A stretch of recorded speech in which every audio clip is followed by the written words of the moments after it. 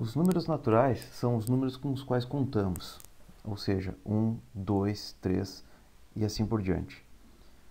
Os números primos são um tipo especial de números naturais. O número n natural é primo se ele for maior do que 1 e os únicos números que dividirem esse número sem deixar resto forem 1 e o próprio número. Pause o vídeo e tente encontrar alguns exemplos de números primos.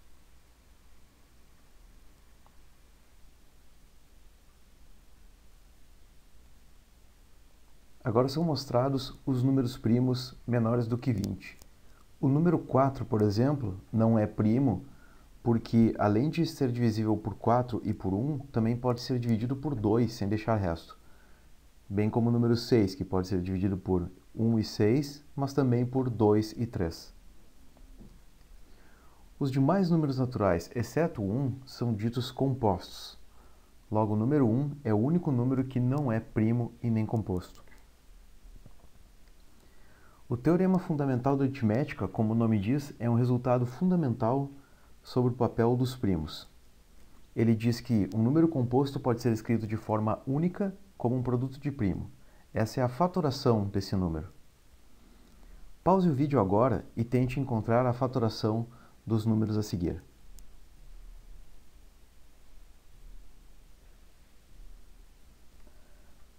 Como você deve ter verificado, a fatoração dos números é mostrada a seguir. Por exemplo, o número 6 pode ser escrito de forma única como 2 vezes 3, como um produto de primos.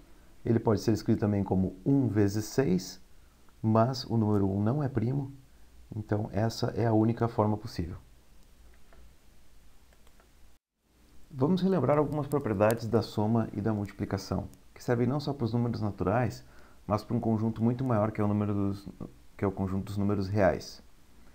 A comutatividade diz que a ordem em que operamos os termos não faz diferença. Então, se somarmos, por exemplo, 5 mais 3 ou 3 mais 5, obtemos o mesmo resultado.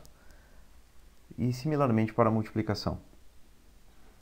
A associatividade diz que se tivermos mais de uma operação do mesmo tipo, por exemplo, duas somas, não importa que executemos a primeira soma antes, depois somemos o resultado com o terceiro número, ou façamos o segundo e o terceiro e depois somemos com o primeiro. Então, de fato, podemos omitir esses parênteses e simplesmente executar como se fosse a soma dos três números e podemos executar essas somas na ordem que quisermos. E de maneira similar para a multiplicação. A distributividade relaciona a multiplicação com a soma. Então, se um número multiplica uma soma, lembrando que se não é indicado o operador aqui, está implícito que é uma multiplicação. Então, se eu tenho A que multiplica B mais C, eu faço a multiplicação de A com B e somo com a multiplicação de A mais C e obtenho então AB mais AC. Relembrando também que a potenciação é a multiplicação sucessiva do mesmo número por si mesmo. Então, a gente denota A elevado na n, ou A na enésima potência, como A multiplicado por A, multiplicado por A, isso n vezes. Em particular, o número multiplicado por ele mesmo, A elevado na 2, é dito A1 quadrado, então dizemos A ao quadrado, e da mesma forma, A multiplicado por ele mesmo 3 vezes é dito A ao cubo. Pause o vídeo agora e tente executar as seguintes potências.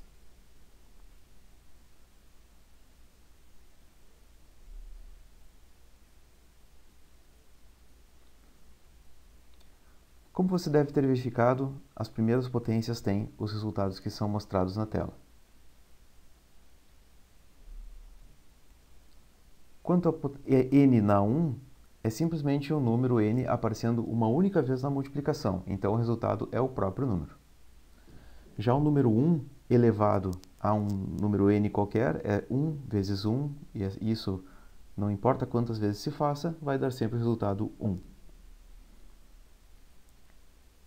Se um número for diferente de 0, 0 elevado na n vai ser igual a 0, porque 0 vezes 0 vezes 0, várias vezes vai ser ainda 0.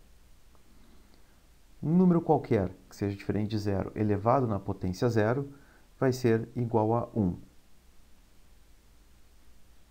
Já a potência zero elevado na zero tem valor indeterminado, porque se pensarmos pela primeira propriedade aqui de zero elevado na n, se eu trocasse o n por zero, eu teria o resultado zero.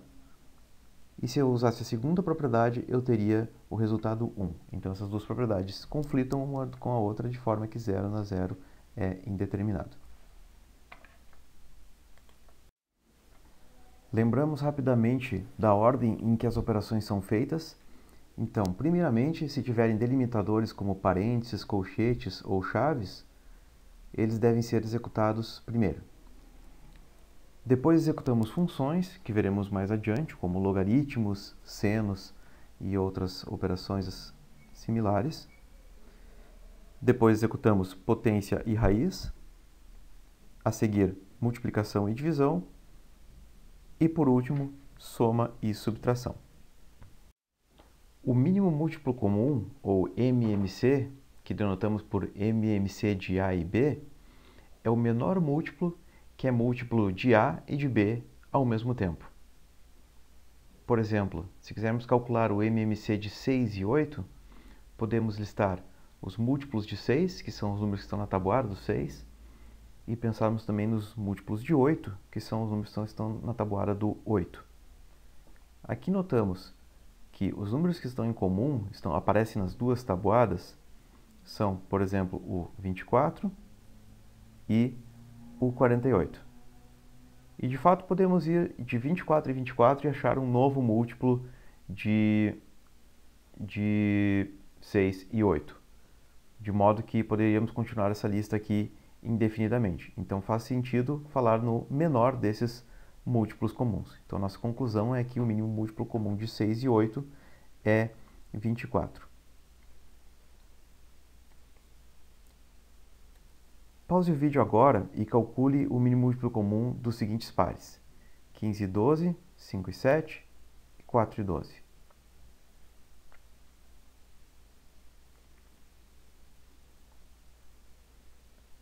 Como você deve ter percebido, esses são os mínimos múltiplos comuns desses pares. Note, por exemplo, que no terceiro par, como 12 é um múltiplo de 4, automaticamente ele vai ser o mínimo múltiplo comum. Já o máximo divisor comum, ou MDC, de A e B, é definido como o maior número que divide ao mesmo tempo A e B. Por exemplo, o MDC de 6 e 8, podemos listar os divisores de 6 e os divisores de 8. Vemos imediatamente que o número 1 sempre divide qualquer número natural, então ele sempre vai ser o menor número em comum entre as duas listas. No caso de 6 e 8, também temos o número 2 em comum. Então, no caso, o mínimo divisor comum certamente não é de interesse, pois é sempre 1. Mas o número 2 é mais interessante, que é o máximo divisor comum. Então, essa é a nossa conclusão. O máximo divisor comum de 6 e 8 é 2. Pause o vídeo agora e tente executar o MDC dos pares a seguir.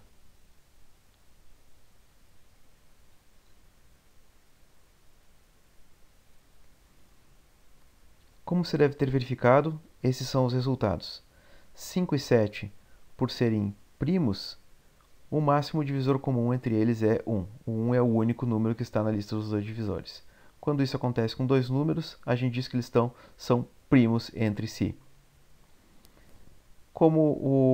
No terceiro exemplo, como o 12 é múltiplo do 4, então, claramente, o máximo divisor comum não pode ser maior do que os dois, mas o 4, como ele divide o 12, ele certamente, então, vai ser o máximo divisor comum.